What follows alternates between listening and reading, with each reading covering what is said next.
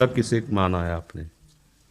महाराज जी, श्री जी मैं पढ़ाई पूरी की और मैंने श्री जी से कहा कि मैं अब क्या करूं। तो उन्होंने मुझे कुछ संकेत दिए थे कि आप सरकारी में जाइए और प्रभु की सेवा करिए।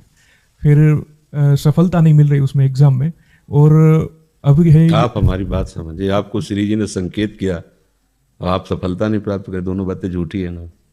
दोनों बातें झूठी हैं। आप सत्य को स्वीकार कीजिए। श्री जी के संकेत को आप जानने लगे। आप श्री जी के संकेत संकेत तो तभी जब आप उनकी मन की बात जान लेना, तो आप कितने बड़े सिद्ध हो गए। और फिर सफलता किसकी चाहते हो? प्रकृति जननी की।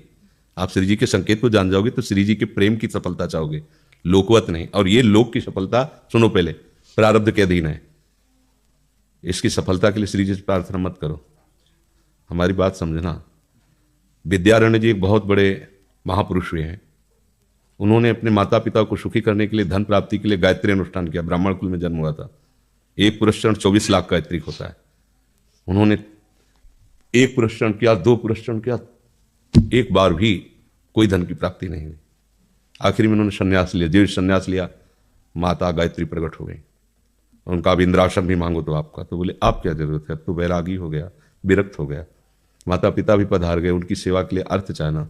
23 पुरस्चरण किए, तो आप तब नहीं आई। तो उनका तुम्हारे अनंत जन्मों में ऐसे 24 महापाप थे जिनके कारण मैं नहीं आ पा रही थी। अब वो 23 पुराण से चरण से नष्ट हुए, पुरस्चरण से, और 24वां तुमने संन्यास लिया। तो अब आप जो चाहो पर। बोले अब चाहिए ही नहीं, क्योंकि अब सन्यासी हो गया, अब तो ब्रह्म प्राप्ति के लिए। तो इससे आभास होता है कि अगर हमारा बुरा प्रारब्ध है तो हमको भोगना पड़ेगा। हम कितना भी प्रयास करें वो हमें, तो हम क्या करें इसमें जिससे हमें परम शांति हो?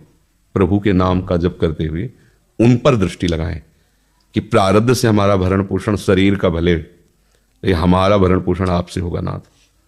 तो वो एक ऐसे हैं जो आपके प्रारब्ध को भी मिटा देंगे।